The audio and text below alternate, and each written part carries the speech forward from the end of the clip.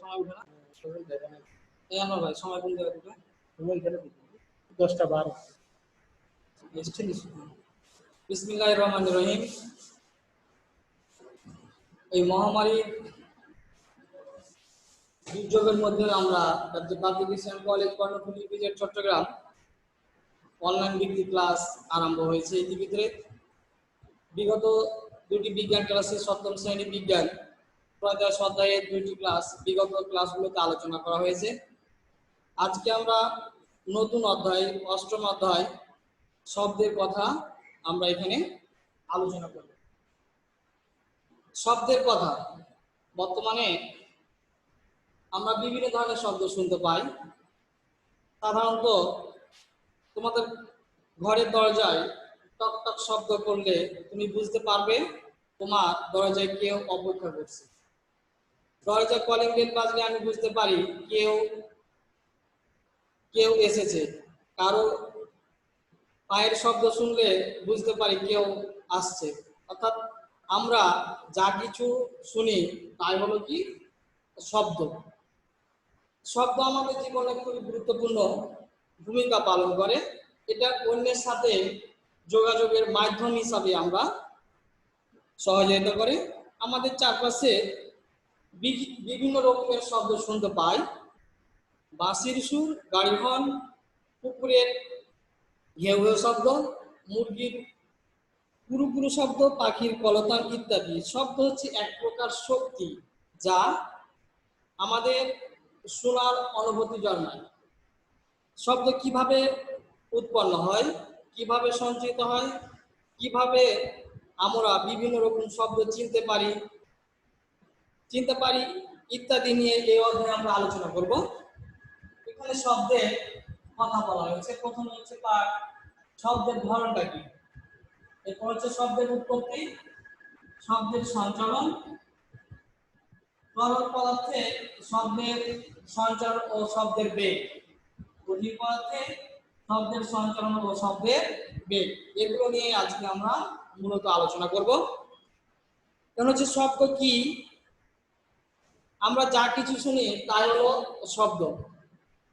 একটি স্টিলের বাটিকে মেঝেতে ফেলে শব্দ শুনতে পাবো। তুমি তখন কথা বলবে, তখন মুখ থেকে শব্দ শুনতে পাও। আরিয়ান তার ঘড়ির অ্যালার্মের শব্দ ঘুম থেকে উঠে সে তার স্কুলে যাওয়ার পথে নানা রকম শব্দ শুনতে পায়। পাখি কাকলি, রাস্তায় রিস্কার কলিং বেল, গাড়ির হর্ন, মানুষের হইচই ইত্যাদি আমরা নানা রকম শব্দ কি করি শুনতে পাই। বন্ধুরা যখন কথা বলে তখন গলার থেকে সব রকম শব্দ আমরা তুমি চিনতে পারবে, বলতে পারবে কে কথা বলছে। আমরা যে শব্দ শুনতে পাই তার মধ্যে কিছু শ্রুতি মধুর, এর মধ্যে কিছু আছে ভালো লাগে। এরকম শব্দ বাঁশির সুর, হারমোনিয়াম শব্দ, কিছু শব্দ গোলমেলে সুরহীন, বিরক্তিকর। আর এই শব্দগুলো হলো গাড়ি হর্নের শব্দ, লোহা কাটার শব্দ, পুকুরের ঘেউ ঘেউ ইত্যাদি আমরা শব্দ এভাবে শুনতে পারি। এর হচ্ছে শব্দের উৎপত্তি। প্রিয় শিক্ষার্থীরা, দেখো তোমাদের বই একটা চিত্র দেওয়া আছে, যে ক্লাসের ঘন্টার একটা ঘন্টার চিত্র আছে। যে শব্দ হচ্ছে এক প্রকার শক্তি যা আমাদের শ্রবণের অনুভূতি জন্মায়। এখানে আমরা যা কিছু কাজ করব তা থেকে বোঝা যাবে শব্দ কিভাবে উৎপন্ন হয়। অর্থাৎ তোমাদের স্কুলের ঘন্টা যখন বাজায় তখন তাকে স্পর্শ করে দেখো, ঘন্টাটি যে কাঁপছে তা কিছু আমরা অনুভব করতে পারবো। অর্থাৎ ঘন্টা বাজালে কম্পন সৃষ্টি হয়, এই কম্পনের সাথে সাথে কি শব্দের সৃষ্টি হয়। এরপর হচ্ছে কাজে শব্দের উৎপত্তির কারণ জানা।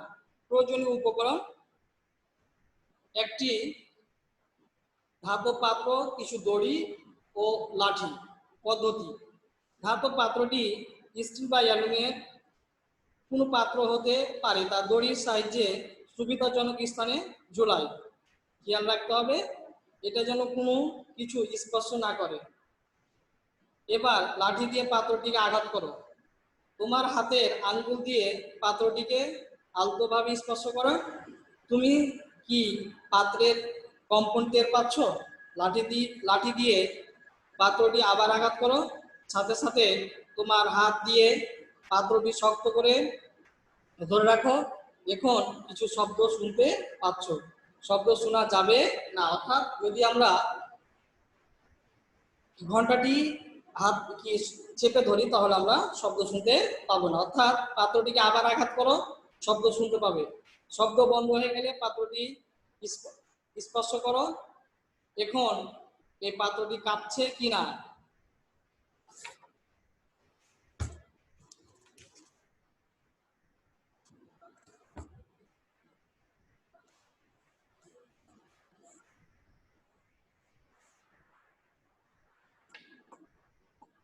শব্দের উৎপত্তির কারণ জানা। প্রয়োজনীয় উপকরণ: একটি ধাতব বা স্টিলের থালা, একটি চামচ, কিছু পরিমাণ পানি। পদ্ধতি: থালায় পানি ঢালো, চামচ দিয়ে থালার এক প্রান্তে আঘাত করো। তুমি কি শব্দটি শুনতে পাচ্ছ? থালাটি আবার আঘাত করো, সাথে সাথে তোমার হাত দিয়ে থালাটিকে স্পর্শ করো। থালাটি যে কাঁপছে তা তুমি টের পাচ্ছ। এখন কি শব্দ শুনতে পাচ্ছ? না, শব্দ শোনা যাবে না। থালাটিকে আবার আঘাত করো, পানির দিকে তাকাও। পানিতে কি কোনো ঢেউ দেখছো? থালা কাঁপার ফলে পানি কাঁপছে এবং পানিতে ঢেউয়ের সৃষ্টি হচ্ছে। উপরের কাজগুলো থেকে আমরা বুঝতে পারলাম যে কোনো বস্তুর কম্পনের ফলে, অর্থাৎ উপরের আলোচনা থেকে আমরা বুঝতে পারলাম যে কোনো বস্তুর কম্পনের ফলে শব্দ সৃষ্টি হয়। কম্পনশীল যে বস্তু শব্দ সৃষ্টি করে তাই হলো শব্দের উৎস। প্রিয় শিক্ষার্থীরা, আমরা এবার আলোচনা করব পার্ট 4, শব্দের সঞ্চালন। অর্থাৎ প্রথমে বলবো যে সঞ্চালনটা কি। শব্দ এক স্থান থেকে অন্য স্থানে যাতায়াত করে কি আমরা শব্দের সঞ্চালন বলে থাকি। আমরা জানি যে কম্পনশীল বস্তু শব্দ সৃষ্টি করে, অর্থাৎ প্রত্যেকটা বস্তু শব্দ সৃষ্টির আগে তার কম্পন সৃষ্টি হবে। শ্রোতার নিকট এই শব্দ কিভাবে পৌঁছায় একটি উদাহরণ বিবেচনা করা যায়। যে কোনো বাদ্যযন্ত্রের কম্পনশীল ও তার কোনো সুর শলাকার কম্পনশীল বাহু এদের চারপাশে বায়ুর অণুগুলোকে কম্পিত করে। বায়ু কম্পিত কণাগুলো এদের মধ্যে কম্পনকে পার্শ্ববর্তী বায়ুর অণুগুলোকে স্থানান্তর করে দেয়। পর্যায়ক্রমে এভাবে শব্দ ঢেউয়ের মতো উৎস থেকে শ্রোতার নিকট পৌঁছায়। কোনো মাধ্যমের কণাগুলো কম্পনের ফলে সৃষ্ট যে আন্দোলন এর মধ্য দিয়ে চলে বা সঞ্চারিত হয় তাকে ঢেউ বলে। এখানে আমরা একটা চিত্র অঙ্কন করি।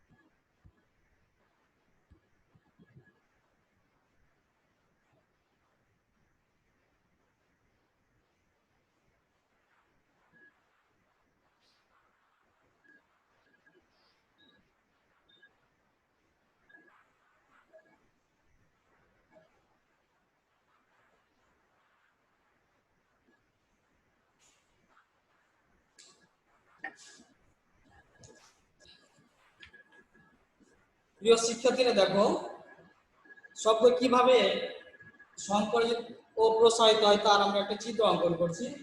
তরঙ্গের দিক, স্পন্দনের দিক। দেখো, কোনো মাধ্যমে কণাগুলো স্পন্দনের ফলে সৃষ্ট যে আন্দোলন মধ্য দিয়ে চলে সঞ্চালিত হয় তাকে ঢেউ বলে। একটি লম্বা স্প্রিং দিয়ে এক প্রান্ত থেকে আঘাত করো, দেখবে স্প্রিংটি এই যে, যখন লম্বা একটি স্প্রিং দেওয়া আছে, এক প্রান্তে একটি লম্বা স্প্রিং এক প্রান্তে আঘাত করলে অপর প্রান্তটি সংকোচন ও সম্প্রসারণ হবে, ফলে শব্দ এভাবেই কি হয়, সঞ্চারিত হয়। শব্দের ঢেউ ঠিক এভাবে, যে শব্দ আছে ঠিক এভাবে শব্দের ঢেউগুলো সঞ্চারিত হয়, অর্থাৎ শব্দ এক স্থান থেকে অন্য স্থানে যাতায়াত করাকে শব্দ সঞ্চালন বলে। শব্দ সঞ্চালনের জন্য মাধ্যম প্রয়োজন, অর্থাৎ প্রত্যেকটা জিনিসের জন্য মাধ্যম প্রয়োজন, সেক্ষেত্রে শব্দ সঞ্চালনের জন্য মাধ্যম প্রয়োজন। আর এই মাধ্যম হতে পারে কঠিন, তরল, বায়বীয়। শব্দ সবচেয়ে দ্রুত চলে কঠিন মাধ্যমে, তারপর তরল, এরপর হচ্ছে বায়ুর মাধ্যমে। পরবর্তীতে কাজের মাধ্যমে আমরা তা প্রমাণ করব। শব্দ কি মাধ্যমে ছড়াতে পারে, এই প্রশ্নের উত্তর আমরা একটি কাজ দেখাবো।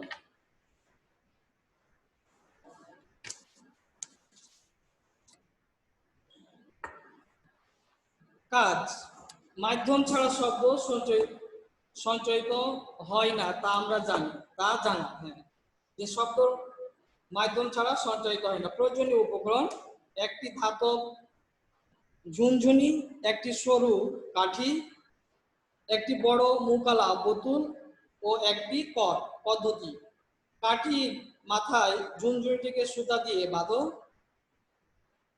কাঠির অপর মাথাটি কর্কের ভিতর দিয়ে ঢুকাও, এরপর পুরো ব্যবস্থাটি বোতলের ভিতরে এমনভাবে ঢুকাও যেন কর্কটি সিপির কাজ করে। ভালো করে সিপিটি বন্ধ করো এবং বোতলটিকে ঝাঁকাও। খেয়াল রাখবে ঝুনঝুনি যেন বোতলের দেওয়াল স্পর্শ না করে। বাইরে থেকে ঝুনঝুনির শব্দ, বাইরে থেকে কি আমরা এই ঝুনঝুনির শব্দ শুনতে পাবো, এবং খেয়াল রাখতে হবে ঝুনঝুনি যেন বোতল দেওয়ালে স্পর্শ না করে।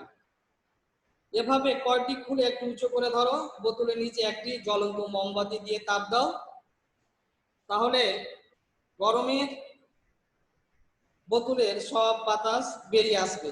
বোতলটি সিপি বন্ধ করো, বোতলটি ঠান্ডা করার পর আবার ঝোঁকাও। কিছু শব্দ আমরা শুনতে পাচ্ছি কি না, শব্দ শোনা যাবে না বা খুব ক্ষীণ শব্দ শোনা যাবে, অর্থাৎ শব্দের মাধ্যম ছাড়া শব্দের মাধ্যম ছাড়া কি শব্দ সঞ্চারিত হয় না। এবার হচ্ছে তরল পদার্থে তরল পদার্থে আর তরল পদার্থে শব্দের সঞ্চালন ও শব্দের বেগ। আমরা জানি শব্দ সঞ্চালনের জন্য মাধ্যম দরকার, মাধ্যম ছাড়া শব্দ সঞ্চারিত হয় না। শব্দ সবচেয়ে দ্রুত চলে কঠিন মাধ্যমে, তারপর তরল, এরপর বায়বীয় মাধ্যমে। পরবর্তী কাজের মাধ্যমে তা আমরা প্রমাণ করব। কাজ, তরল পদার্থে শব্দের সঞ্চালন। প্রয়োজনীয় উপকরণ: একটি বেলুন ও কিছু পরিমাণ পানি। পদ্ধতি: বেলুনটিতে পানি ভর্তি করি, বেলুনটির একদিকে তোমার কানের সাথে ধরো এবং অপর দিকে আস্তে আস্তে আস্তে করে বেলুনটি, তুমি কি শব্দের শুনতে পাচ্ছ না, তুমি শব্দের আঁচড় স্পর্শ করতে পারছো না। এবার হচ্ছে পার্ট 6, কঠিন পদার্থে শব্দের সঞ্চালন ও শব্দের বেগ। কঠিন মাধ্যমে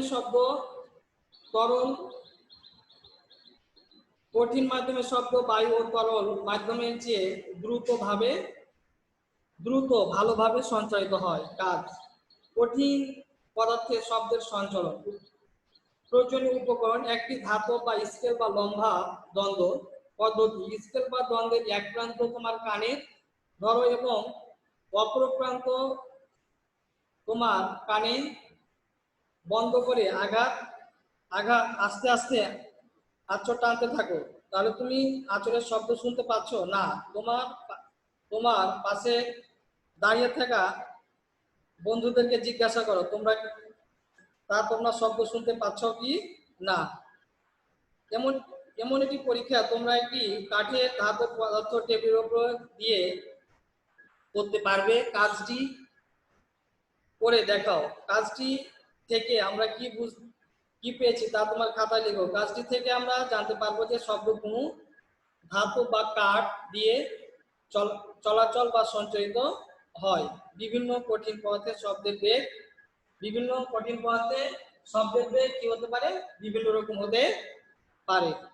প্রিয় শিক্ষার্থীরা, তোমাদেরকে আজ পার্ট 1 থেকে 6 পর্যন্ত আলোচনা করা হয়েছে। এখন তোমাদের প্রিয় শিক্ষার্থীরা, তোমরা খাতা কলম বের করো, তোমাদের একটা বাড়ির কাজ দেওয়া হবে।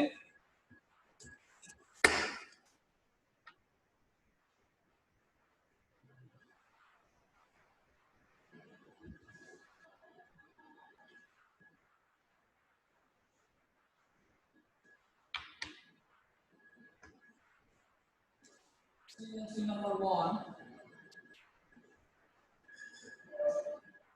শব্দের বেগ 330 মিটার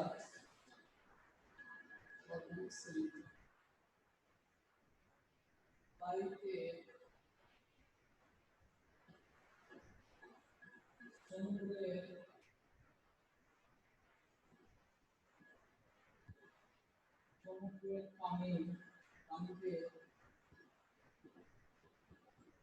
সমুদ্রের পানিতে শব্দের বেগ 1500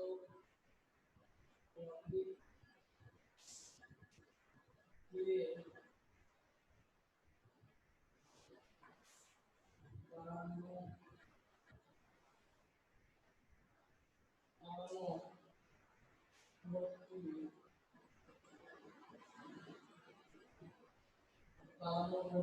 ও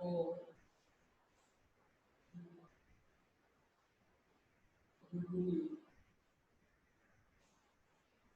বোমা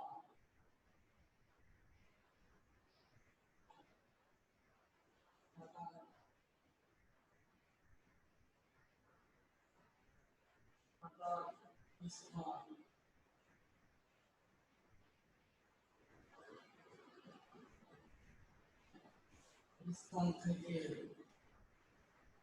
3300 মিটার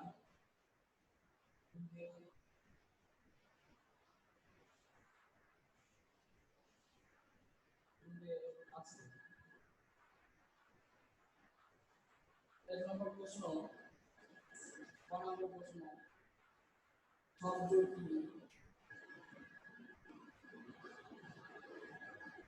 2 নম্বর প্রশ্ন,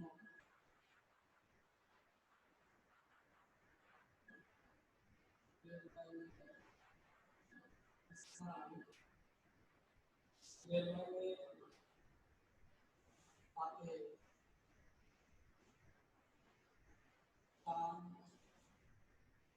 টান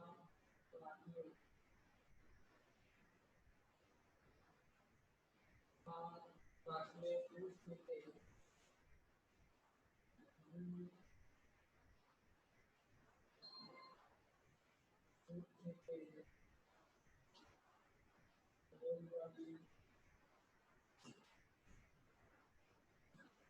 রেলগাড়ি চলা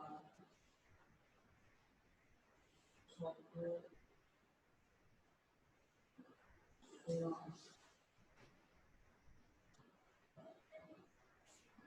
যায়।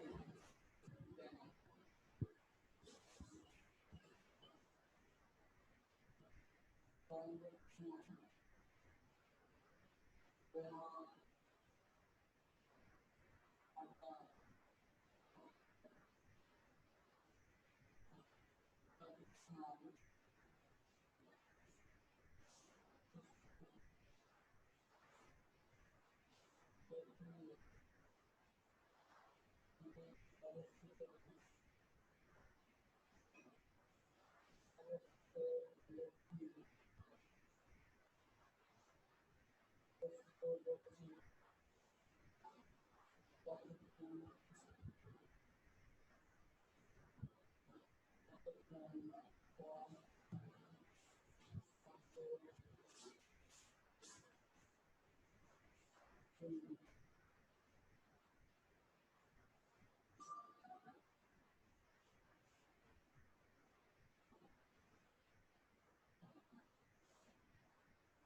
নম্বর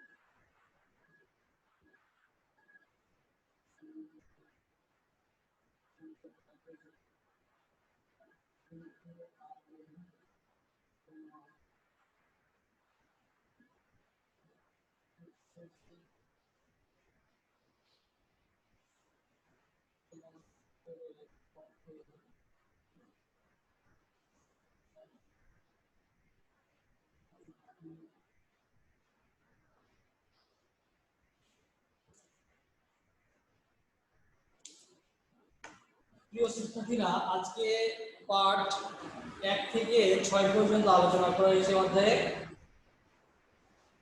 আর তোমাদের একটি সৃজনশীল প্রশ্ন বাড়ি কাজ দেওয়া হয়েছে যে শব্দের শব্দের বেগ 330 মিটার, বাড়িতে সমুদ্রের পানিতে শব্দের বেগ 1500 মিটার, তীরে দাঁড়ানোর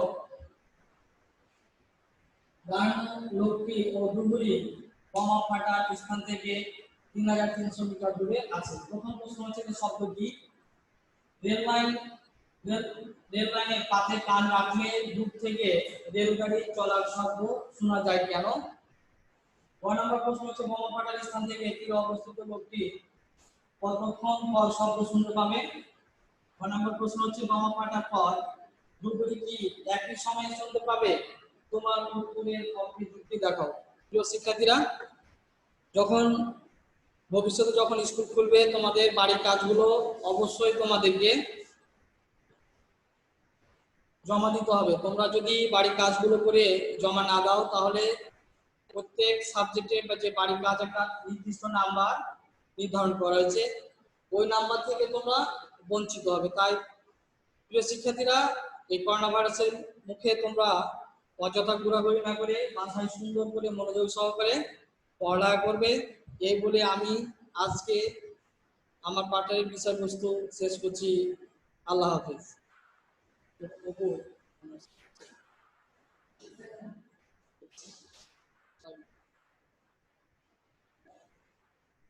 বন্ধ